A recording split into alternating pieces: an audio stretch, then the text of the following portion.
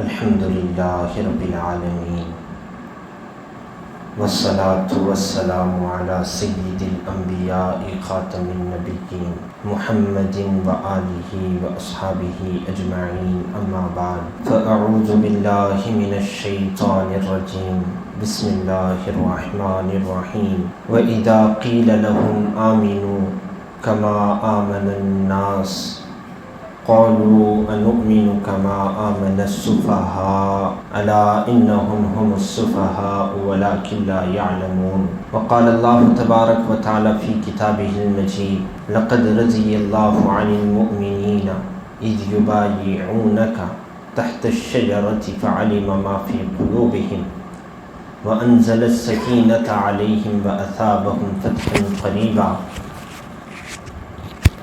وقال الله تبارك وتعالى محمد رسول الله والذين معه أشداء على الكفار رحماء بينهم تراهم ركعا سجدا يبتغون فضلا من الله ورضوانا سيماهم في وجوههم من أثر السجود ذلك مثلهم في التوراة ومثلهم في الإنجيل وقال النبي صلى الله عليه وسلم أصحابي كالنجوم بأيهم اقتديتم اهتديتم أو كما قال رسول الله صلى الله عليه وسلم وقال عليه الصلاة والسلام لا تسبوا أصحابي وقال النبي صلى الله عليه وسلم الصحابة كلهم عدول او كما قال رسول الله صلی اللہ علیہ وسلم صدق اللہ العظیم وصدق رسولہ النبی الکریم۔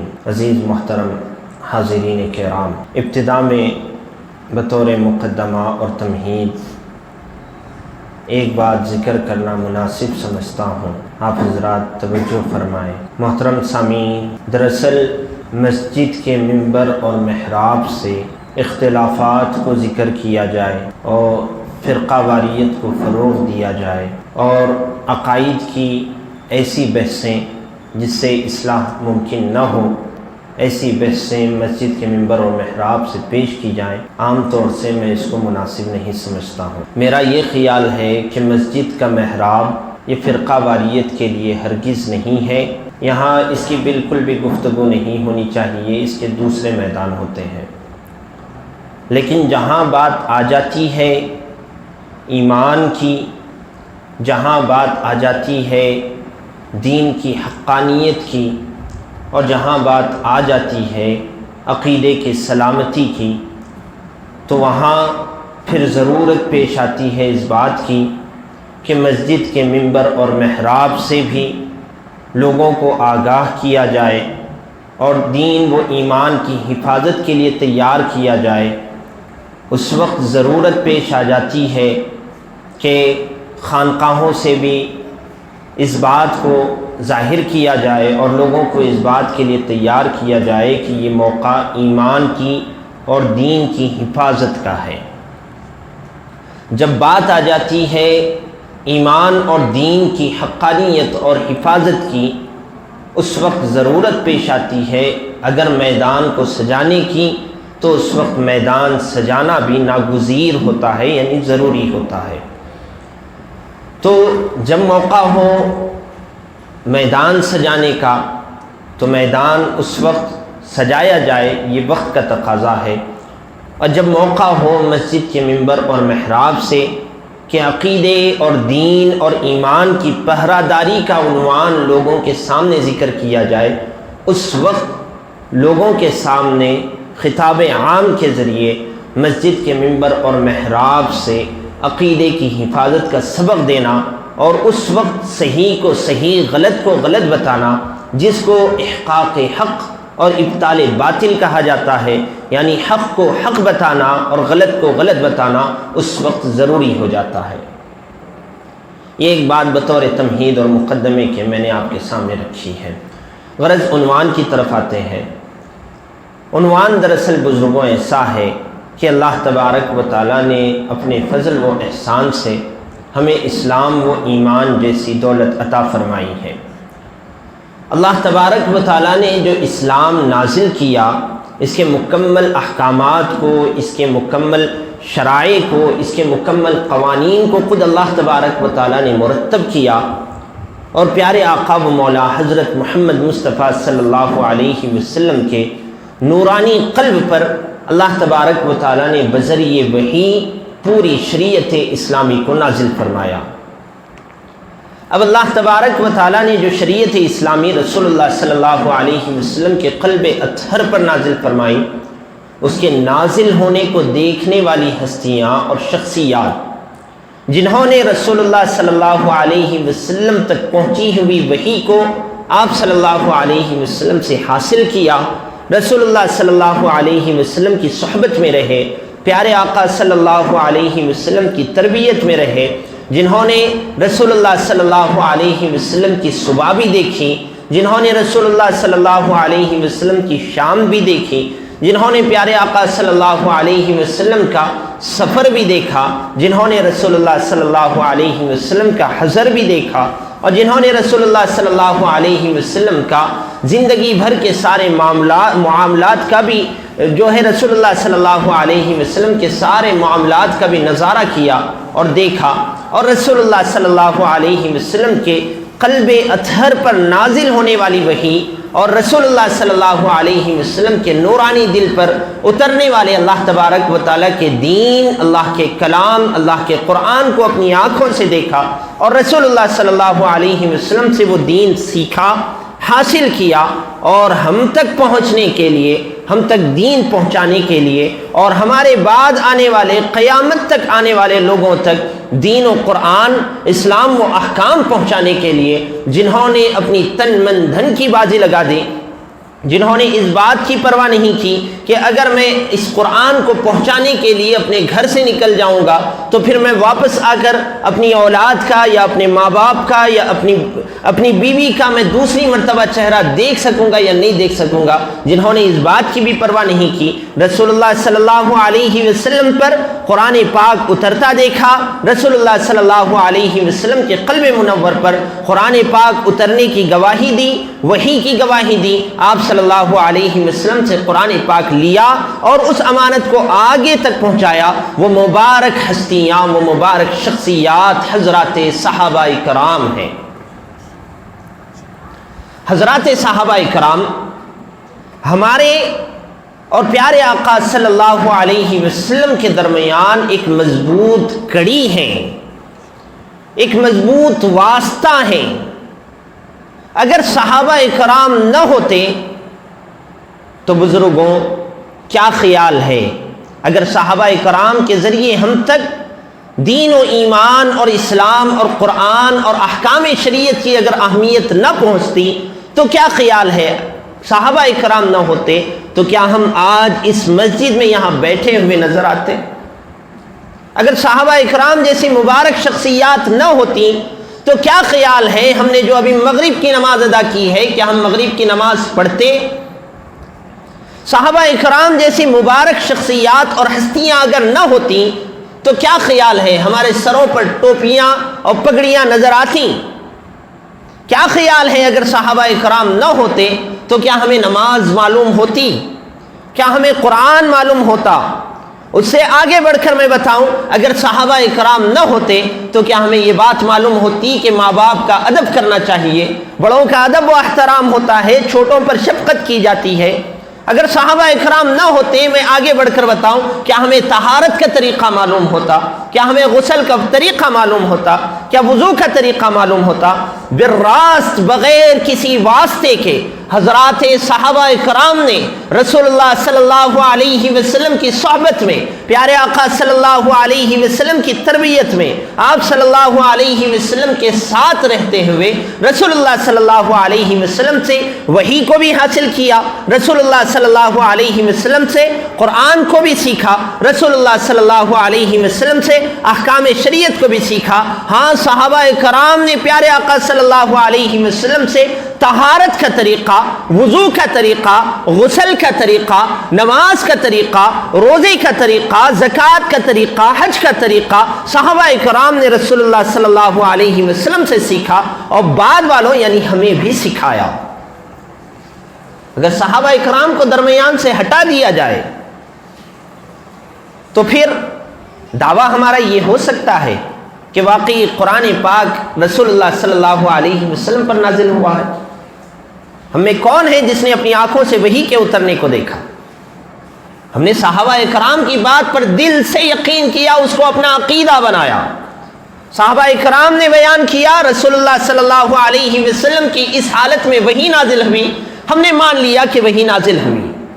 صحابہ کرام نے کہا یہ آیت فلاں موقع پر نازل ہوئی، ہم نے دیکھا ہے، ہم نے مان لیا، اور ہم نے اس کو عقیدہ بنایا کہ یہ آیت کا شان نزول یہ ہے، آیت کا واقعہ یہ ہے، آیت کی تفسیر یہ ہے، اس موقع پر یہ آیت پاک نازل ہوئی ہے۔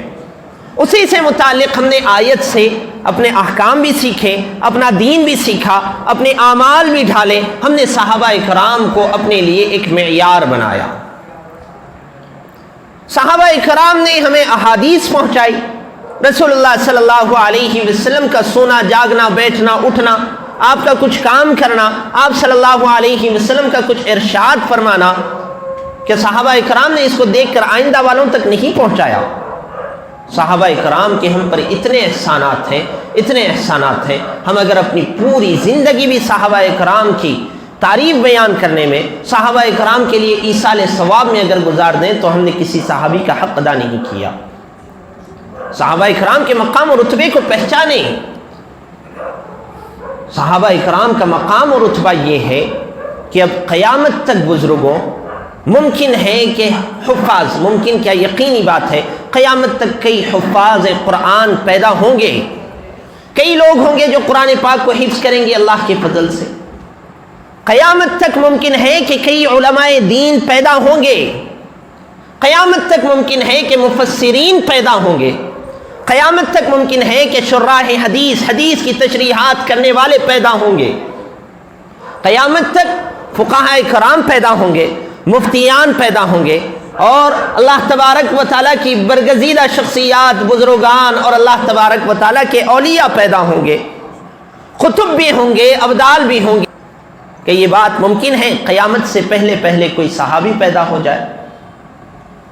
کوئی ہے جو کسی صحابی کے درجے کو پہنچ سکتا ہو؟ کوئی ہے جو صحابیت کی فضیلت حاصل کر سکتا ہو؟ ہرگز نہیں ہے۔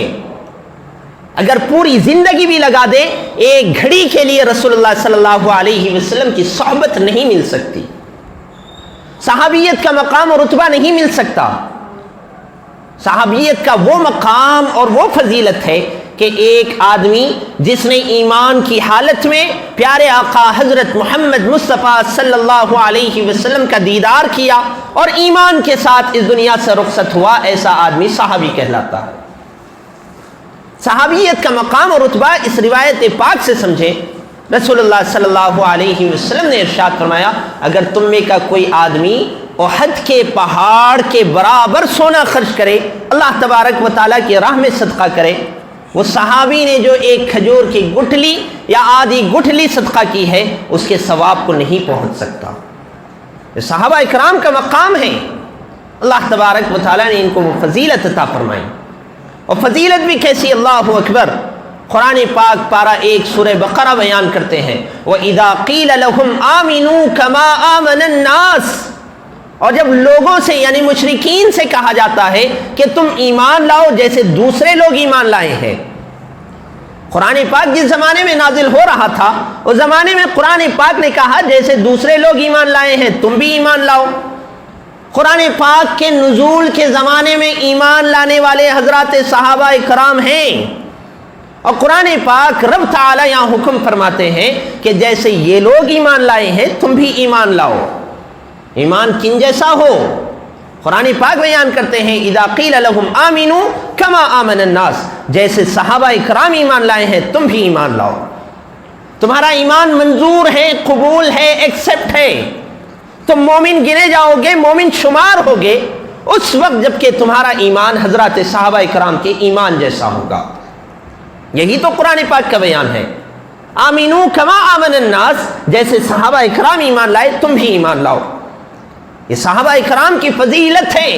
قرآن پاک نے، حق تعالی نے حضرات صحابہ کرام کے ایمان کو ایمان کی کسوٹی، ایمان کا میزان اور ایمان کا ترازو قرار دیا کہ تم ایمان لاؤ جیسے یہ ایمان لائے ہیں۔ قیامت تک یہ آیت پاک کا حکم رہے گا۔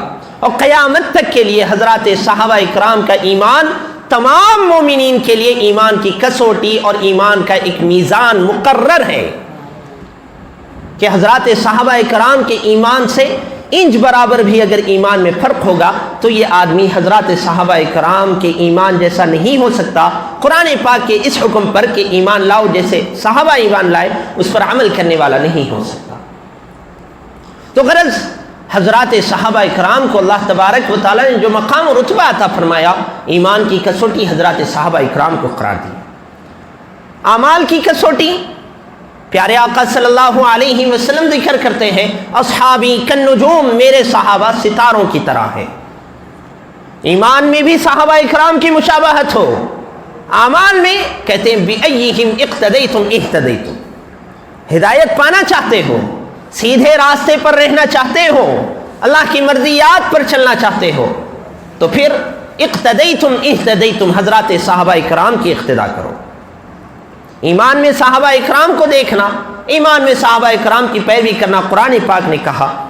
اعمال میں صحابہ اکرام کی پیروی کرنا حدیث رسول صلی اللہ علیہ وسلم بیان کرتے ہیں کہ بِأَيِّهِمْ اِقْتَدَيْتُمْ اِهْتَدَيْتُمْ، حضرات صحابہ اکرام میں سے جن کی بھی پیروی کرو، جن کی بھی اقتدا کرو، تم کامیاب ہو جاؤ گے، تم ہدایت کو پہنچ جاؤ گے. ایمان میں بھی صحابہ اکرام کو دیکھیں، اعمال میں بھی صحابہ اکرام کو دیکھیں. اس کے علاوہ صحابہ اکرام سے بغض رکھنا، صحابہ اکرام سے عداوت رکھنا اور صحابہ اکرام کی دشمنی دل میں رکھنا، صحابہ اکرام کے متعلق دل میں کینہ، کپٹ اور عداوت اور بغض اور برائی اور حسد صحابہ اکرام کا دل میں رکھنا، قرآن پاک نے اس سے بھی منع فرمایا. ایک جگہ بڑے لطیف انداز میں ذکر کرتے ہیں کہ اللہ تبارک و تعالیٰ سے اس طرح دعا کرو، ربنا اغفر لنا ولاخواننا الذین سبقونا بالایمان، کہ ہمارے پروردگار ہماری مغفرت فرما دیجئے اور ان لوگوں کی بھی جو ہم سے پہلے ایمان والے گزر چکے ہیں. حضرات صحابہ اکرام کے متعلق دل میں کینہ نہ رکھو. دعویٰ ہمارا یہ ہرگز نہیں کہ حضرات صحابہ اکرام معصوم ہیں. ہم تو کہتے ہیں کہ معصوم صرف حضرات انبیاء اکرام کی جماعت ہے.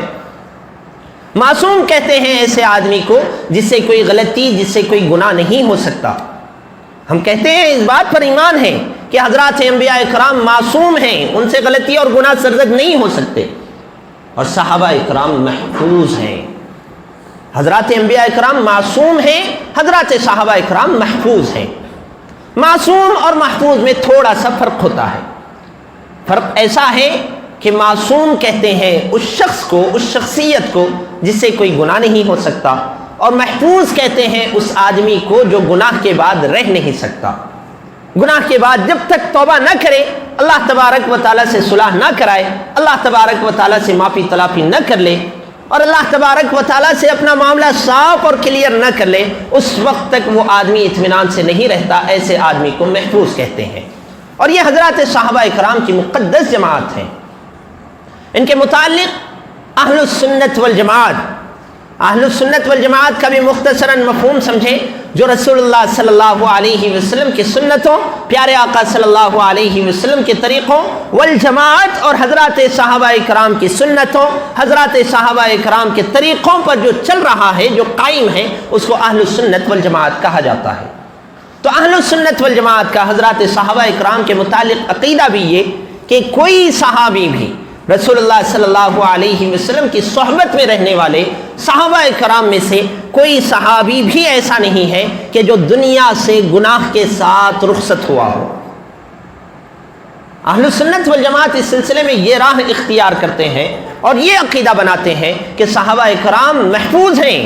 غلطی ان سے کبھی اجتہادی غلطی ہو گئی، کبھی کوئی غلطی ہو گئی، لیکن کوئی صحابی ایسا نہیں ہے جو گناہ کے ساتھ اور غلطی کے ساتھ ہی دنیا سے رخصت ہوا ہو. اللہ تبارک و تعالیٰ نے ایسے صحابی کو جن سے اگرچہ کہ اجتہادی غلطی یعنی غلط فہمی کے ساتھ جن سے غلطی ہو گئی ہو، اللہ تبارک و تعالیٰ نے ان کو بھی توبہ کی توفیق عطا فرمائی ہے.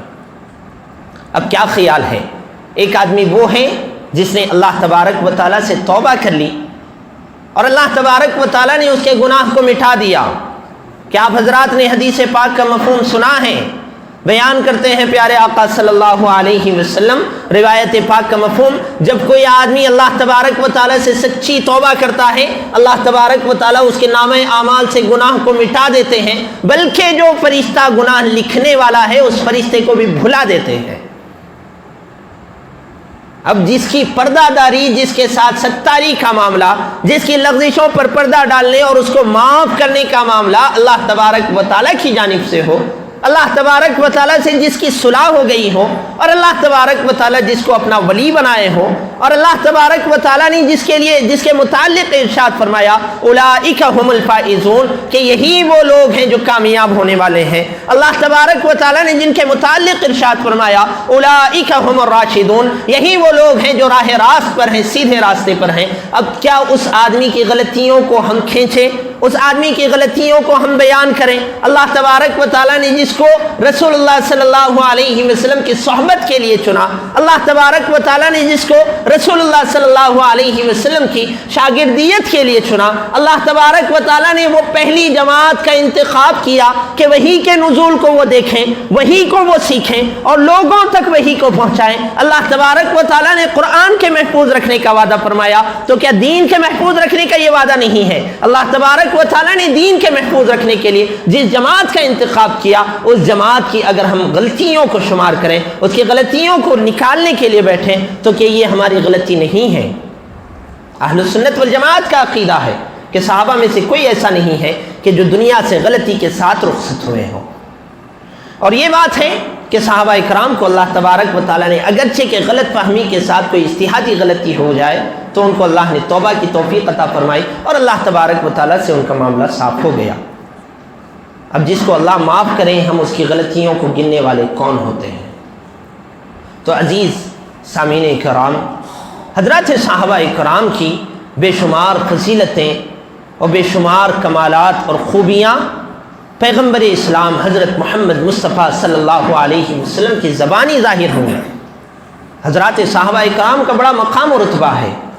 یہ بات اور ہے کہ اللہ تبارک و تعالیٰ نے بعض شخصیات پر فضیلت عطا فرمائی ہے، جیسے اللہ تبارک و تعالیٰ نے سب سے مبارک اور بابرکت جو شخصیت کو چنا انسانیت میں، پیارے آقا صلی اللہ علیہ وسلم۔ ان کے بعد انبیاء کرام کے درجات ہیں، فضلنا بعضهم علی بعض، حضرات صحابہ کرام کی جماعت سب سے زیادہ مقدس۔ ان کے بعد میں تمام انبیاء کرام کے بعد صحابہ کرام میں حضرت ابو بکر صدیق رضی اللہ تعالیٰ عنہ، پھر حضرت عمر فاروق رضی اللہ تعالیٰ عنہ، حضرت عثمان غنی رضی اللہ تعالیٰ عنہ، حضرت علی کرم اللہ وجہ رضی اللہ تعالیٰ عنہ، یہ شخصیات۔ ان کے بعد حضرات عشرہ مبشرہ، ان کے بعد شہداء بدر، پھر شرکائے بدر۔ یہ تمام شخصیات اور یہ بزرگ شخصیات اور ہستیاں ہیں، ان میں سے اللہ تبارک و تعالیٰ نے بعض کے مقام کو بعض سے بڑھا دیا۔ جیسے کسی نے حضرت امیر معاویہ رضی اللہ تعالیٰ عنہ سے سوال کیا کہ آپ کا خاندان امیہ یعنی بنو امیہ یا زیادہ افضل ہے، یا پھر بنو ہاشم رسول اللہ صلی اللہ علیہ وسلم کا خاندان، جس خاندان سے حضرات حسنین کا بھی تعلق ہے اور جس خاندان سے حضرت علی رضی اللہ تعالیٰ عنہ کا بھی تعلق ہے۔ حضرت امیر معاویہ رضی اللہ تعالیٰ عنہ سے ایک آدمی نے سوال کیا، آپ کا کیا خیال ہے، بنو امیہ زیادہ افضل ہے یا بنو ہاشم؟ حضرت امیر معاویہ رضی اللہ تعالیٰ عنہ نے پہلے زمانے جاہلیت کے واقعات کے ذکر کرنے کے بعد میں ذکر فرمایا، جب سے بنو ہاشم میں رسول اللہ صلی اللہ علیہ وسلم کی بعثت ہوئی ہے، اس کے بعد سے بنو ہاشم سے بڑا خاندان اور بابرکت خاندان کس کا ہو سکتا ہے؟ ایک موقع پر حضرت امیر معاویہ رضی اللہ تعالیٰ نے اپنے آخر زمانے کے خطبات میں ذکر کیا کہ لوگوں، میرے بعد جو لوگ ہوں گے وہ میرے جیسے نہیں ہوں گے، اور میں جو ہوں میرے سے پہلے جیسے لوگ تھے، یعنی حضرات شیخین حضرت ابو بکر، حضرت عمر رضی اللہ تعالیٰ عنہما، حضرت عثمان غنی اور حضرت علی رضی اللہ تعالیٰ عنہما، ان جیسا میں نہیں ہوں، میرے جیسے بعد والے دوسرے نہیں ہوں گے۔ دو ٹوک حضرت امیر معاویہ رضی اللہ تعالیٰ عنہ نے حضرت علی رضی اللہ تعالیٰ عنہ کی فضیلت کو بیان کیا اپنے اوپر۔ اب آج کے دور میں کچھ لوگ جن کا دین و ایمان سے کوئی تعلق نہیں، اگر یہ بات کہی جائے، اگر جا کر کوئی دریافت کرے کہ آپ بتا دیجئے کہ آپ نے قرآن پاک کن سے سیکھا ہے، اگر کہیں آپ بتا دیجئے کہ آپ نے حدیث رسول صلی اللہ علیہ وسلم کن سے سیکھی ہے؟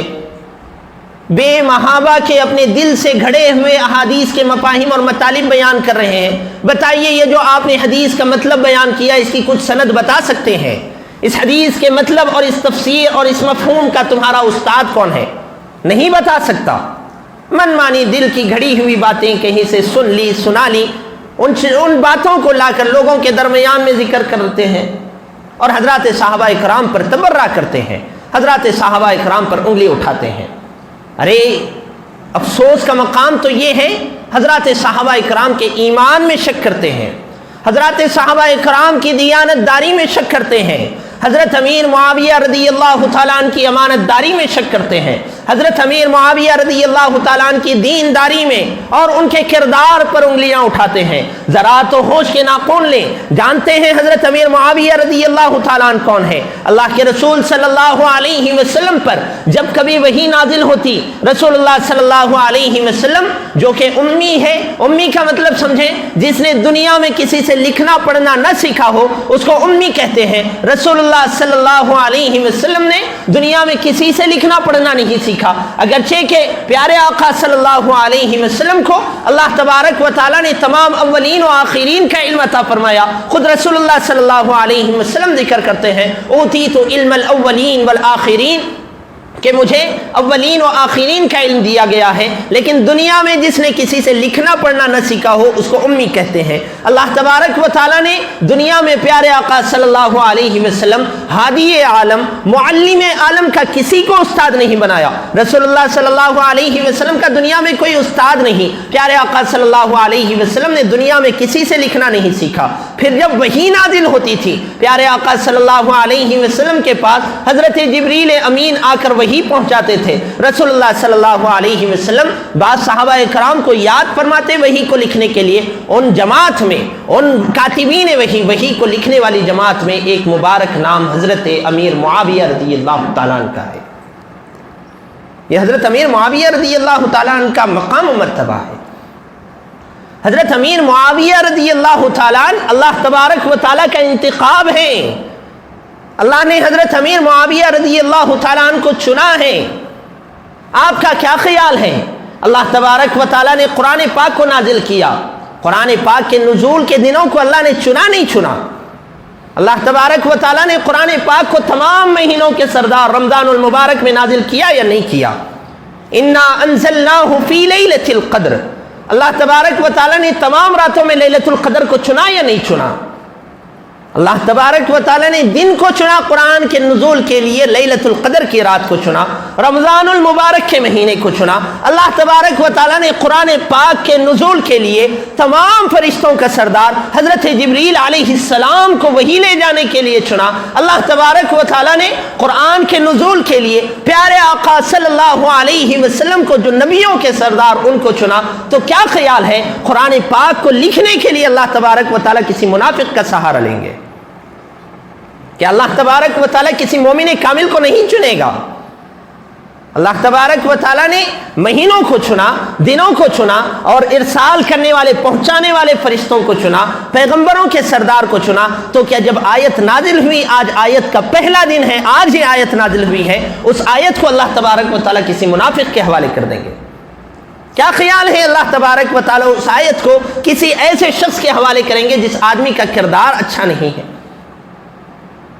آج یہ وہ آدمی جس کا کلمہ درست نہیں، جس کو قرآن پاک پڑھنا نہیں آتا، میں سچ کہہ رہا ہوں، وہ آدمی جس نے حضرت امیر معاویہ رضی اللہ تعالیٰ عنہ کی شان میں گستاخی کی، اس کے زبان سے کلمہ ادا ہو رہا تھا، کلمہ شہادت، میں نے اپنے کانوں سے سنا ہے، میں گواہی دیتا ہوں اس کے کلمہ شہادت میں خوب غلطیاں بھری ہوئی ہیں، اور وہ آ کر کاتب وحی حضرت امیر معاویہ رضی اللہ تعالیٰ عنہ کے ایمان میں شک کرتا ہے۔ سچ کہہ رہا ہوں، میں گواہی دیتا ہوں، میں نے سنا ہے جب وہ آدمی کلمہ شہادت پڑھ رہا تھا اس کی کلمہ شہادت میں غلطیاں ہیں۔ حضرت امیر معاویہ رضی اللہ تعالیٰ عنہ کی شان میں گستاخی کرتے ہوئے حضرت امیر معاویہ رضی اللہ تعالیٰ عنہ کو منافق کہتا ہے، نعوذ باللہ۔ حضرت امیر معاویہ رضی اللہ تعالیٰ عنہ کاتب وحی ہیں۔ اگر اس آدمی سے کہا جائے بسم اللہ پڑھ کر سناؤ، اور اس سے پوچھیں بسم اللہ کا پہلا با ہے، با کہاں سے نکلتا ہے وہ آدمی بتا نہیں سکے گا. آپ پوچھ لیجئے با کا مخرج کیا ہے, بسم اللہ کی با کا مخرج کیا ہے, جس کو وہ نہیں معلوم, ایسا آدمی کاتب وحی حضرت امیر معاویہ رضی اللہ تعالیٰ عنہ کی شان میں گستاخی کرتا ہے. آگے بڑھیں. حضرت امیر معاویہ رضی اللہ تعالیٰ عنہ صرف کاتب وحی نہیں ہے, ان کی فضیلت اور بڑی ہوئی ہے. حضرت امیر معاویہ رضی اللہ تعالیٰ عنہ سے دین کا اتنا بڑا حصہ منقول ہے, اتنا بڑا حصہ مروی ہے. حضرت امیر معاویہ رضی اللہ تعالیٰ عنہ کے روایتیں حدیثوں کی کتاب میں 1 نہیں 2 نہیں 50 نہیں 100 نہیں 163 روایتیں حضرت امیر معاویہ رضی اللہ تعالیٰ عنہ سے مروی ہیں. حدیثوں کی کتاب میں 163 روایتوں کے راوی حضرت امیر معاویہ رضی اللہ تعالیٰ عنہ.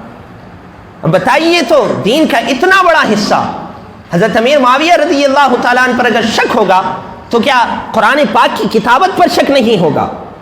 اگر حضرت امیر معاویہ رضی اللہ تعالیٰ عنہ کے کردار میں شک کیا جائے تو جو انہوں نے قرآن پاک لکھا ہے قرآن میں شک نہیں ہوگا. اگر حضرت امیر معاویہ رضی اللہ تعالیٰ عنہ پر شک کیا جائے تو کیا اللہ تبارک و تعالیٰ نے جو ان کو چنا اللہ کے چننے پر شک نہیں ہوگا؟ حضرت امیر معاویہ رضی اللہ تعالیٰ عنہ پر اگر شک کیا جائے تو کیا ایسا نہیں ہوگا کہ ان سے جو مروی 163 حدیثیں ہیں ان پہ شک نہیں ہوگا؟ دین کا اتنا بڑا حصہ 163 حدیثیں یہ کوئی معمولی بات نہیں ہے, اور ایسی ویسی حدیثیں بھی نہیں ہیں. میں آپ کے سامنے ذکر کروں, قرآن پاک کے بعد اہل السنت والجماعت کے اتفاقی طور سے قرآن پاک کے بعد جس کتاب کا مقام و رتبہ ہے وہ بخاری شریف. حضرت امام بخاری رحمۃ اللہ علیہ کا معمول یہ تھا, جب کبھی بخاری شریف میں کوئی حدیث لکھتے تو پہلے غسل کرتے, نیا جوڑا پہنتے, خوشبو لگاتے, 2 رکعت نماز اللہ تبارک و تعالیٰ سے صلاۃ الحاجت پڑھتے, اس کے بعد میں ایک حدیث کو اپنی کتاب میں نقل کرتے.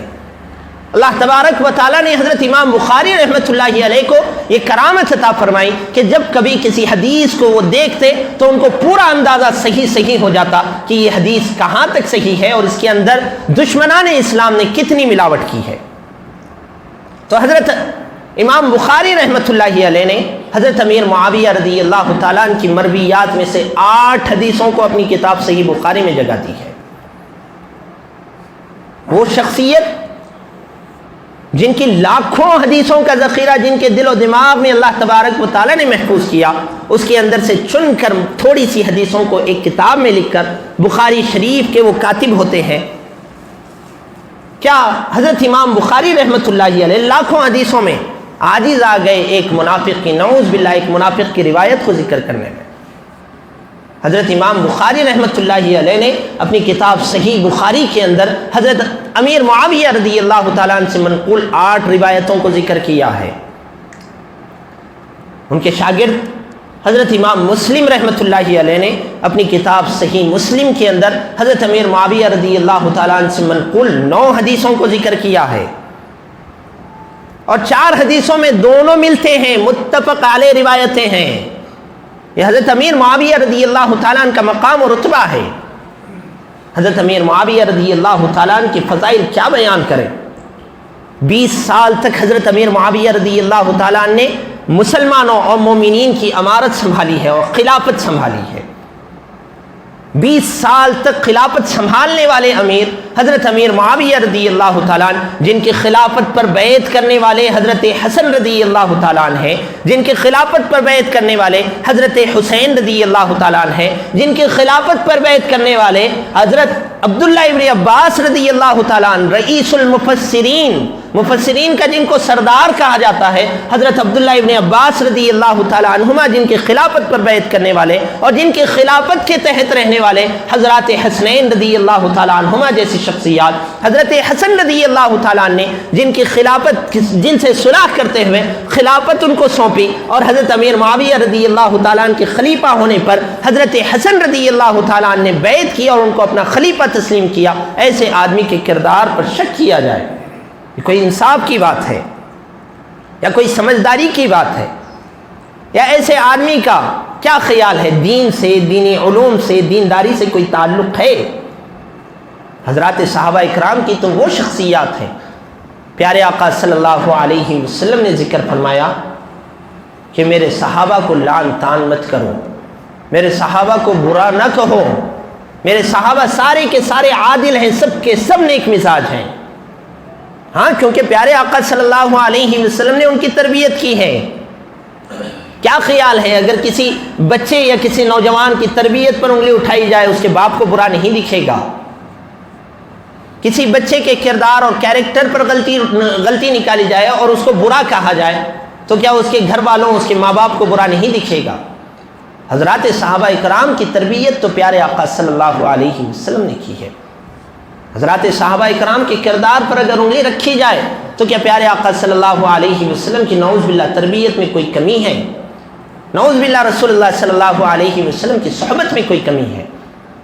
یہ احمق، آج کا جاہل اور بے وقوف، جس کو کلمہ سے ہی پڑھنا نہیں آیا، جس کو قرآن پڑھنا سے ہی نہیں آیا، ایسا آدمی حضرات صحابہ اکرام، حضرت امیر معاویہ رضی اللہ تعالیٰ عنہ کی شان میں گستاخی کرتا ہے اور کہتا ہے کہ حضرت امیر معاویہ رضی اللہ تعالیٰ عنہ نے لشکر تانتے ہوئے اتنے صحابہ اکرام کو شہید کروا دیا، جس کو تاریخ سے کوئی تعلق ہی نہیں. بڑے صحابہ اکرام حضرت امیر معاویہ رضی اللہ تعالیٰ عنہ کے زمانے میں، اور جب جنگ صفین کا واقعہ پیش آیا، بڑے صحابہ اکرام کی تعداد باقی کتنی رہ گئی تھی؟ کیا اس زمانے میں حضرت ابو بکر صدیق رضی اللہ تعالیٰ عنہ موجود تھے؟ ہرگز نہیں. کیا اس زمانے میں حضرت عمر فاروق رضی اللہ تعالیٰ عنہ تھے؟ کیا اس زمانے میں حضرت عثمان غنی رضی اللہ تعالیٰ عنہ تھے؟ اور بھی بہت سارے بے شمار بڑے بڑے صحابہ اکرام اس دنیا سے رخصت فرما چکے تھے. اب آج کا یہ جاہل کہتا ہے کہ حضرات صحابہ اکرام کو قتل کروایا. جنگ کی نوبت پیش آئی، اجتہادی غلطی ہوئی، لیکن اس سلسلے میں اہل السنت والجماعت کا کیا عقیدہ ہے متفقہ طور سے وہ میں نے آپ کے سامنے رکھا کہ کوئی صحابی ایسا نہیں ہے کہ جن سے اجتہادی غلطی ہی صحیح ہوئی ہو. جب تک انہوں نے توبہ نہیں کی اس وقت تک اللہ تبارک و تعالیٰ نے ان کی روح قبض نہیں فرمائی. توبہ کی توفیق اللہ نے دی. اس کے بعد تو قرآن پاک میں اعلان فرمایا رضی اللہ عنہم ورضوا عنہ، کہ اللہ تبارک و تعالیٰ ان تمام سے راضی ہوا اور اللہ تبارک و تعالیٰ سے یہ سب کے سب راضی ہو گئے. اللہ تبارک و تعالیٰ جن سے راضی ہوئے ہیں یہ اللہ کے خاص لوگ ہیں، اللہ کا انتخاب ہے. رسول اللہ صلی اللہ علیہ وسلم نے ایک موقع پر ارشاد فرمایا کہ حضرات صحابہ کرام کو اللہ تبارک و تعالیٰ نے میرے لیے چنا ہے اتنی ساری انسانیت میں سے. تو غرض حضرت امیر معاویہ رضی اللہ تعالیٰ عنہ کے متعلق کہتا ہے ایک شخص کہ اتنے صحابہ کرام کو شہید کروایا. موقع تھا جنگ کا، دونوں جانب حضرات صحابہ اکرام کی جماعتیں تھیں، اس بات سے انکار ہمیں نہیں ہے، کسی کو انکار نہیں ہے، لیکن ایک اجتہادی غلطی تھی. حضرت امیر معاویہ رضی اللہ تعالیٰ عنہ، حضرت علی رضی اللہ تعالیٰ عنہ، جب دونوں میں رائے کا اختلاف ہوا اور جب اختلاف شدت کو اور سختی کو پہنچا، ایک صحاب حضرت امیر معاویہ رضی اللہ تعالیٰ عنہ کی خدمت میں حاضر ہوئے اور حاضر ہو کر کہنے لگے امیر معاویہ میں یہ کیا سنتا ہوں کہ تم حضرت علی سے جنگ کرنے کے لیے جا رہے ہو. حضرت امیر معاویہ رضی اللہ تعالیٰ نے حضرت علی رضی اللہ تعالیٰ عنہ کی برتری اور فضیلت کا اقرار کرتے ہوئے ذکر کیا میں تو صرف اتنا کہتا ہوں کہ جنہوں نے حضرت عثمان غنی رضی اللہ تعالیٰ عنہ کو شہید کیا ہے ان کو ہمارے حوالے کرو. بس اختلاف اتنا سا تھا. اب اس اختلاف میں کون صحیح ہے کون غلط ہے، اس سلسلے میں فیصلہ کرنے والے ہم کون ہوتے ہیں؟ جن کے ایمان پر پیارے آقا صلی اللہ علیہ وسلم نے بھروسہ کیا اور جن کے لیے رسول اللہ صلی اللہ علیہ وسلم نے دعا فرمائی. حضرت امیر معاویہ رضی اللہ تعالیٰ عنہ کے متعلق ایک موقع پر پیارے آقا صلی اللہ علیہ وسلم نے ذکر فرمایا اللہم اجعلہ ہادیا مہدیا واہدی بہ، یا اللہ امیر معاویہ کو سیدھے راستے پر چلنے والا، صحیح سالم اور ہدایت پر رہنے والا بنا دیا. پیارے آقا صلی اللہ علیہ وسلم نے دعا فرمائی اللہم اجعلہ ہادیا، یا اللہ امیر معاویہ کو صحیح راستہ بتانے والا بنائیے، مہدیہ اور جو ہدایت یافتہ آدمی ہوتا ہے ایسا آدمی امیر معاویہ کو بنائیے، واہدی بھی، یا اللہ امیر معاویہ کے ذریعے سے ہدایت کا کام لیجئے، اس کے ذریعے سے لوگوں کو ہدایت دیجئے. رسول اللہ صلی اللہ علیہ وسلم نے حضرت امیر معاویہ رضی اللہ تعالیٰ عنہ کو دعا دیتے ہوئے ارشاد فرمایا اللہم علم المعاویۃ الکتاب والحساب وقہ العذاب، یا اللہ امیر معاویہ کو کتاب یعنی قرآن کا علم عطا فرمائیے، یا اللہ امیر معاویہ کو حساب کا علم عطا فرمائیے، یا اللہ امیر معاویہ کو عذاب سے بچائیے. رسول اللہ صلی اللہ علیہ وسلم جن کو اپنی دعاؤں میں یاد کرتے ہیں. آج کا ایک آدمی کہتا ہے کہ وہ صحابی انہوں نے صحابہ اکرام سے ایسا قتل کا اور برائی کا تعلق رکھا. بنو ہاشم سے ان کا ایسا تعلق تھا, صحابہ اکرام سے ان کا ایسا تعلق تھا. صحابہ اکرام سے ان کا کیا تعلق تھا؟ اگر یہ 4 کتابیں پڑھ لیتا, کسی عالم کی صحبت میں رہ لیتا, تو اس شخص کو اندازہ ہو جاتا کہ حضرت امیر معاویہ رضی اللہ تعالیٰ عنہ کا تعلق اور صحابہ اکرام سے ان کا کس طرح کا رہن سہن تھا, اور کیا ان کا صحابہ اکرام کے ساتھ ان کا رویہ تھا. ایک مرتبہ کا واقعہ ذکر کروں. حضرت امیر معاویہ رضی اللہ تعالیٰ عنہ کے دربار میں ایک خاتون حضرت علی رضی اللہ تعالیٰ عنہ کی چچا زاد بہن اروا, جن کا نام ہے, حضرت امیر معاویہ رضی اللہ تعالیٰ عنہ کے دربار میں حاضر ہوئی. حاضر ہونے پر حضرت امیر معاویہ رضی اللہ تعالیٰ عنہ نے ان سے پوچھا, کیا بات ہے خالہ جان, طبیعت وغیرہ کیسی ہے, کس سلسلے میں آپ کا آنا ہوا ہے؟ ان خاتون نے کہا, کیا بات ہے؟ جب امیر معاویہ رضی اللہ تعالیٰ عنہ نے پوچھا تو ان خاتون نے حضرت علی رضی اللہ تعالیٰ عنہ کی چچا زاد بہن حضرت اروا نے ان کے دربار میں ایک تقریر پیش کی, جس تقریر کے اندر اہل بیت کی فضیلت کو اور حضرت امیر معاویہ رضی اللہ تعالیٰ عنہ کی ہجو اور ان کی برائی کو اس تقریر کے اندر پیش کیا. جب یہ تقریر حضرت عمر ابن العاص رضی اللہ تعالیٰ عنہ نے سنی, انہوں نے اروا رضی اللہ تعالیٰ عنہ حضرت اروا سے کہا, یہ تم کیسی بات کہتی ہو, تمہارا دماغ تو ٹھکانے پہ ہے. دونوں میں پھر بحث چھڑ گئی. حضرت امیر معاویہ رضی اللہ تعالیٰ نے دریافت کیا, اچھا خاموش ہو جائیں, بتائیے آپ کا آنا کس سلسلے میں ہوا ہے؟ حضرت اروا نے کہا, مجھے 6000 دینار چاہیے. جو خاتون حضرت علی رضی اللہ تعالیٰ عنہ کا دشمن حضرت امیر معاویہ رضی اللہ تعالیٰ عنہ کو گردانتے ہیں, اب وہ خاتون حضرت علی رضی اللہ تعالیٰ عنہ کی چچا زاد بہن حضرت امیر معاویہ رضی اللہ تعالیٰ عنہ کے دربار میں حاضر ہیں, اور حاضر ہو کر حضرت امیر معاویہ رضی اللہ تعالیٰ عنہ کو لعن طعن کیا. پھر حضرت امیر معاویہ رضی اللہ تعالیٰ عنہ نے ان سے پوچھا, بتائیے آپ کا کیا مدعا ہے, کس سلسلے میں آنا ہوا ہے؟ انہوں نے کہا, مجھے 6000 دینار چاہیے. حضرت امیر معاویہ رضی اللہ تعالیٰ نے بڑے ادب و احترام کے ساتھ ان کو 6000 سونے کے سکے دیے. بنو ہاشم سے اور اہل بیت سے ان کے اختلافات کو بیان کرتے کرتے اس نالائق کی زبان نہیں تھکتی. بنو ہاشم کے ساتھ ان کا کیا رویہ تھا. جب حضرت حسن رضی اللہ تعالیٰ نے حضرت امیر معاویہ رضی اللہ تعالیٰ عنہ سے صلح کی, تو صلح کی شرائط میں یہ ایک بات حضرت حسن نے رکھی تھی کہ دیکھو, ہمیشہ خاندان بنو ہاشم کو تم بنو امیہ پہ ترجیح دینا, یہ ان کی شرائط تھی صلح کی. اسی پر عمل کرتے ہوئے حضرت امیر معاویہ رضی اللہ تعالیٰ عنہ خاندان بنو ہاشم کو اتنا نوازتے تھے, سالانہ لاکھوں دینار ان پر لٹا دیتے اور ان پر تحفے اور ہدیے میں دیا کرتے تھے. حضرت حسین رضی اللہ تعالیٰ عنہ کو سالانہ 2 لاکھ درہم حضرت امیر معاویہ رضی اللہ تعالیٰ عنہ کی جانب سے بطور وظیفہ پہنچتے تھے. ایک موقع پر حضرت عبداللہ ابن عباس رضی اللہ تعالیٰ عنہ, جو حضرت علی رضی اللہ تعالیٰ عنہ کے لشکر میں شامل رہے حضرت امیر معاویہ رضی اللہ عنہ کے خلاف, حضرت عبداللہ ابن عباس رضی اللہ تعالیٰ عنہ کو حضرت امیر معاویہ رضی اللہ تعالیٰ نے 10 لاکھ دینار دیے, 10 لاکھ دینار سونے کے سکے. یہ ان کا رویہ تھا حضرات صحابہ اکرام کے ساتھ. ایک انصاری صحابی, جبکہ حضرت علی رضی اللہ تعالیٰ عنہ کے لشکر میں انصار کی بڑی تعداد تھی, جب حضرت امیر معاویہ رضی اللہ تعالیٰ عنہ نے امارت اور خلافت کو سنبھالا تو اس زمانے میں حضرت امیر معاویہ رضی اللہ تعالیٰ عنہ بدلہ لے سکتے تھے, لیکن صحابہ اکرام سے ان کا رویہ دیکھیں. ایک انصاری صحابی کو حضرت امیر معاویہ رضی اللہ تعالیٰ نے 500 درہم تحفے میں بھیجے. وہ انصاری صحابی, انہوں نے اب ان 500 درہم کو کم سمجھا اور اپنے بیٹے کو بلا کر کہا کہ یہ لے جاؤ امیر معاویہ کے دربار میں, اس کے منہ پر مارو اور واپس کر کے آ جاؤ, اور قسم بھی دلائی اپنے بیٹے کو. اب ان کے لڑکے 500 درہم کی تھیلی لیے ہوئے حضرت امیر معاویہ رضی اللہ تعالیٰ عنہ کے دربار میں پہنچے, اور حضرت امیر معاویہ رضی اللہ تعالیٰ عنہ سے ذکر کیا کہ میرے والد نے مجھے قسم دلائی ہے اور یہ بات کہی ہے کہ یہ 500 درہم آپ کے منہ پر مار کے میں واپس آ جاؤں. حضرت امیر معاویہ رضی اللہ تعالیٰ نے ایسے چہرے پر ہاتھ رکھ لیا اور کہا, بیٹے تم اپنے باپ کی, اپنے والد کی قسم کو پورا کرو, لیکن ذرا دیکھو اپنے چچا کے ساتھ بھی نرمی کرنا. میں تمہارا چچا ہوں, تمہارے باپ نے تمہیں قسم دلائی ہے کہ یہ 500 درہم کی تھیلی میرے منہ پر مارنا، تم باپ کی قسم کو پورا کرو، منہ پر ہاتھ رکھ لیا، پھر کہا بیٹے ذرا اپنے چچا کے ساتھ بھی نرمی کرنا۔ جب ان صحاب نے، ان انصاری صحابی رضی اللہ تعالیٰ عنہ کے بیٹے نے یہ بات سنی، وہیں اشرف وہ درہم کی تھیلی رکھی اور وہاں سے واپس ہو گئے۔ اس کے بعد حضرت امیر معاویہ رضی اللہ تعالیٰ عنہ نے اس کے بعد اور 500 درہم اس کے اندر شامل کر کے پورے 1000 درہم حضرت انصاری صحابی رضی اللہ تعالیٰ عنہ کے پاس بھیج دی۔ اپنی خلافت کے اور امارت کے زمانے میں ایک مرتبہ حضرت امیر معاویہ رضی اللہ تعالیٰ عنہ کا ملک شام سے مدینہ منورہ کا سفر ہوا۔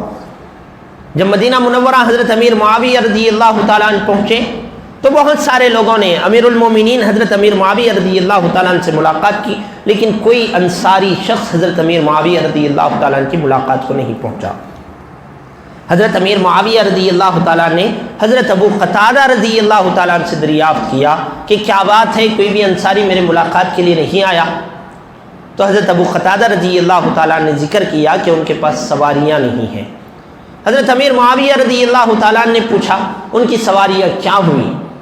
تو تانا دیتے ہوئے ان صحاب نے حضرت امیر معاویہ رضی اللہ تعالیٰ عنہ کو کہا کہ بدر کے دن تمہارے اور تمہارے باپ کی تلاش میں ساری سواریاں فنا ہو گئی۔ یہ حضرت امیر معاویہ رضی اللہ تعالیٰ نے ایسی باتوں کو بھی برداشت کیا، اور ایک بات بھی ایسی ذکر نہیں کر سکتے جس سے یہ معلوم ہو کہ حضرت امیر معاویہ رضی اللہ تعالیٰ عنہ کا حضرات انصار رضی اللہ تعالیٰ عنہم کے ساتھ رویہ کسی ایک موقع پر بگڑا ہوا ہے۔ ایک بھی موقع کا ذکر نہیں کر سکتے۔ بس وہ لوگ جنہوں نے دین میں تفرقہ ڈالا، جنہوں نے دین کو بانٹنے اور توڑنے کی کوشش کی، اور جو شیعہ ہو گئے ان کی باتوں کو لے کر، ان کی باتوں کو سن کر، جبکہ ان کا دینداری سے کوئی تعلق نہیں، احادیث سے کوئی تعلق نہیں، انہی کی باتوں کو سیکھ کر آ کر یہ لوگوں کے درمیان علل اعلان اہل السنت والجماعت کے علاقے میں اعلان کرتے ہیں حضرت امیر معاویہ رضی اللہ تعالیٰ عنہ کے متبعین، حضرت امیر معاویہ رضی اللہ تعالیٰ عنہ سے قرآن لینے والے، 163 احادیث لینے والے مسلمانوں کے علاقے میں آ کر یہ آدمی علل اعلان مائک پر اور اسٹیج پر اور مسجد کے ممبر اور محراب سے اعلان کرتا ہے کہ نعوذ باللہ حضرت امیر معاویہ رضی اللہ تعالیٰ عنہ منافق ہے۔ کچھ تو حیا کرنی چاہیے۔ جن کے ایمان کی گواہی حضرات صحابہ کرام نے دی، ایک مرتبہ کا ذکر ہے کہ ایک شخص حضرت عبداللہ ابن عباس رضی اللہ تعالیٰ عنہ کی خدمت میں حاضر ہوئے، اور حاضر ہو کر حضرت عبداللہ ابن عباس رضی اللہ تعالیٰ عنہ سے کہا کہ کیا بات ہے، میں نے دیکھا کہ امیر معاویہ نے وتر میں صرف 1 رکعت پڑھی ہے۔ حضرت عبداللہ ابن عباس رضی اللہ تعالیٰ نے کہا اس نے صحیح کیا، اس کے بارے میں مت کہو، وہ رسول اللہ صلی اللہ علیہ وسلم کی صحبت میں رہا ہے، اس نے 1 رکعت وتر پڑھی ہے، اس نے صحیح کیا اس لیے کہ وہ فقیہ ہے۔ کیا اللہ تبارک و تعالیٰ کو ان کا نفاق سمجھ میں نہیں آیا کہ قرآن پاک لکھنے کے لیے ان کو چنا؟ کہ رسول اللہ صلی اللہ علیہ وسلم کو ان کا نفاق سمجھ میں نہیں آیا، اور آج کا وہ جاہل جس کا کلمہ شہادت درست نہیں اس کو یہ نفاق سمجھ میں آ جائے؟ اور کیا رسول اللہ صلی اللہ علیہ وسلم کو ان کا نفاق سمجھ میں نہیں آیا کہ رسول اللہ صلی اللہ علیہ وسلم نے دعا ارشاد فرمائی اللہم اجعلہ ہادیا مہدیا واہد بہ؟ کیا حضرات صحابہ اکرام کو ان کا نفاق سمجھ میں نہیں آیا؟ ان کے ایمان کی گواہی دی۔ حضرت عبداللہ ابن عباس رضی اللہ تعالیٰ عنہ نے کہا کہ امیر معاویہ نے صحیح کیا اس لیے کہ وہ فقیہ ہے۔ کیا حضرات شیوخ امت حضرت امام بخاری رحمۃ اللہ علیہ کو ان کا نفاق سمجھ میں نہیں آیا؟ حضرت امام مسلم رحمۃ اللہ علیہ کو ان کا نفاق سمجھ میں نہیں آیا؟ کہ اور دیگر حضرات محدثین کو ان کا نفاق سمجھ میں نہیں آیا؟ اور آج تک کے اہل السنت والجماعت جنہوں نے متفقہ طور سے چاروں ائمہ حضرت امام ابو حنیفہ، امام مالک، امام شافعی، امام احمد بن حنبل رحمۃ اللہ علیہم، انہوں نے اور تمام اہل السنت والجماعت نے حضرت امیر معاویہ رضی اللہ تعالیٰ عنہ کے ایمان کو تسلیم کیا، اور آج کا یہ وہ آدمی جس کو کلمہ شہادت پڑھنا نہیں آتا، وہ آدمی کہتا ہے کہ حضرت امیر معاویہ رضی اللہ تعالیٰ عنہ نعوذ باللہ منافق ہے، اور صحابہ اکرام کو شہید کروائے۔ میں نے کہا صحابہ اکرام، بڑے بڑے صحابہ اکرام اس زمانے میں تھے کون؟ بعض اشرۂ مبشرہ تھے۔ حضرت سعد بن وقاص رضی اللہ تعالیٰ عنہ، انہوں نے تو کسی جنگ میں بھی حصہ نہیں لیا۔ ان کے بیٹے نے کہا کیا بات ہے، لوگ خلافت کے لیے لڑ رہے ہیں اور آپ یہیں جنگل کے اندر اونٹ ہانک رہے ہیں؟ حضرت سعد بن وقاص رضی اللہ تعالیٰ عنہ نے اپنے بیٹے کو کہا خبردار، رسول اللہ صلی اللہ علیہ وسلم نے ذکر فرمایا ہے کہ جب دو مسلمان لڑتے ہیں دونوں کے دونوں جہنمی ہیں، اس لیے میں اس میں شرکت نہیں کرتا۔ بڑے صحابہ اکرام کا یہ حال تھا۔ حضرت اسامہ بن زید رضی اللہ تعالیٰ عنہ، ان کو رسول اللہ صلی اللہ علیہ وسلم کے گھرانے سے اس قدر قریبی تعلق تھا، گویا کہ حضرت اسامہ بن زید رضی اللہ تعالیٰ عنہ کو کسی بھی وقت رسول اللہ صلی اللہ علیہ وسلم کے گھر میں آنے کی اجازت تھی۔ حضرت اسامہ بن زید رضی اللہ تعالیٰ عنہ کا معمول یہ کہ جب حضرت علی رضی اللہ تعالیٰ عنہ نے ان کو جنگ میں شرکت کی دعوت دی تو حضرت اسامہ بن زید رضی اللہ تعالیٰ عنہ نے کہا امیر المومنین، اگر آپ شیر کے داڑ میں گھس جاتے میں آپ کے ساتھ شیر کے داڑ میں گھستا، لیکن یہ جو موقع ہے کہ امیر معاویہ کے خلاف آپ مجھے جنگ میں شرکت کی دعوت دے رہے ہیں، اس میں نہیں آ سکتا۔ بڑے صحابہ اکرام کا یہ معمول تھا۔ اجتہادی غلطی ہوئی، ہم یہاں ان کی غلطیوں کو بھی یاد نہیں کریں گے۔ اللہ تبارک و تعالیٰ فیصلہ کرنے والا، اللہ تبارک و تعالیٰ نے ان کی غلطیوں کو معاف فرمایا اور اللہ تبارک و تعالیٰ نے درگزر فرمایا، تو ہم کیوں کر ان کی غلطیوں کو گن کے شمار کر کے اپنے نامہ اعمال کو خراب کریں اور اپنے ایمان میں اپنے دین میں شک کریں۔ غرض یہ آدمی جس کا دین سے اور ایمان سے کوئی تعلق نہیں، اس نے کبھی علماء کی صحبت ہی نہیں اٹھائی، کبھی 4 کتابیں دینداری کی حدیث کی پڑھا ہی نہیں ہے، کسی عالم کے سامنے یہ زانو یہ تلمس طے کرتے ہوئے 2 زانو بیٹھ کے کچھ سیکھا نہیں ہے، آ کر کہتا ہے کہ ایسی ایسی بات ہے۔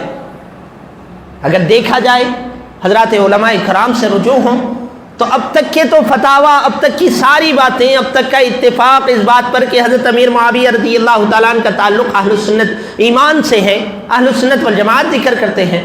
اس کے علاوہ اگر دیکھا جائے آج کے دور کے بھی معتبر علماء کرام سے لیا جائے، آج ہمارے علاقے کے قریبی دارالفتاؤں سے اس مسئلے کو رجوع کیا جائے، کیا خیال ہے حضرت امیر معاویہ رضی اللہ تعالیٰ عنہ کے ایمان کے سلسلے میں؟ آپ رجوع ہو کر دیکھیں۔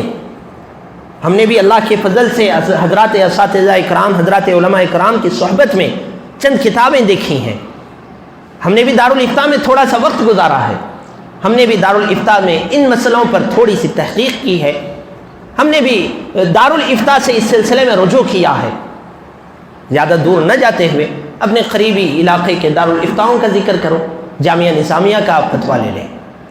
جامعہ نظامیہ کے فتوے میں حضرت امیر معاویہ رضی اللہ تعالیٰ عنہ کے ایمان کی سری گواہی دی گئی ہے کئی فتاویٰ میں، اور یہ بات ذکر کی ہے جو حضرت امیر معاویہ رضی اللہ تعالیٰ عنہ سے بغض رکھتا ہے، جو حضرات صحابہ اکرام سے بغض رکھتا ہے، حدیث کے الفاظ کے ساتھ جامعہ نظامیہ اپنے فتوے میں ذکر کرتے ہیں ایسے آدمی کے ساتھ بیٹھنا نہیں، ایسے آدمی کے ساتھ رہنا نہیں، ایسے آدمی کے ساتھ سفر نہیں کرنا، ایسے آدمی کے ساتھ نکاح کا تعلق نہیں رکھنا، نہ ہی اس کے گھر بیٹی دینا، نہ اس کے گھر سے بیٹی کرنا، اور نہ ہی ایسے آدمی کے ساتھ کھانا بیٹھ کر، اور نہ ہی ایسے آدمی کے ساتھ پینا، نہ ایسے آدمی کے ساتھ سفر کرنا۔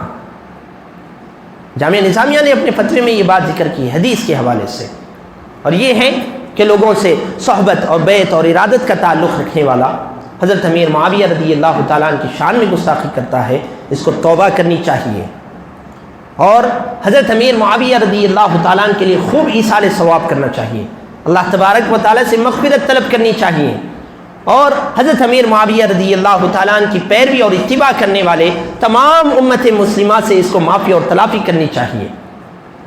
غرض حضرت امیر معاویہ رضی اللہ تعالیٰ عنہ کا مقام و رتبہ مسلم ہے، ان کے ایمان کی گواہی رسول اللہ صلی اللہ علیہ وسلم نے، دیگر حضرات صحابہ کرام نے، اور 1400 سال سے اہل سنت والجماعت نے ان کے ایمان کی گواہی دی ہے۔ ایسا آدمی جو حضرت امیر معاویہ رضی اللہ تعالیٰ عنہ کی شان میں گستاخی کرنے والا، ان کے ایمان میں شک کرنے والا، ہم اس کو بالکل بھی کسی طرح کا ہمارا اس سے دین سیکھنے کا اور اس سے اصلاح کا تعلق ہرگز نہ رکھیں، اور ایسے آدمی سے جس کا دینداری سے کوئی تعلق نہیں، اپنا کسی طرح کا تعلق نہ رکھیں۔ حضرت امیر معاویہ رضی اللہ تعالیٰ عنہ کے لیے آپ حضرات بھی ایصال ثواب کرتے رہیں، اپنے دعاؤں میں یاد رکھیں، اور اللہ تبارک و تعالیٰ سے صحیح اور اللہ تبارک و تعالیٰ سے درست راستے پر چلنے کی توفیق مانگیں۔ اللہ تبارک و تعالیٰ سے دعا ہے اللہ تبارک و تعالیٰ ہم تمام کو حق کا ساتھ دینے، حق کے ساتھ رہنے کی توفیق عطا فرمائے۔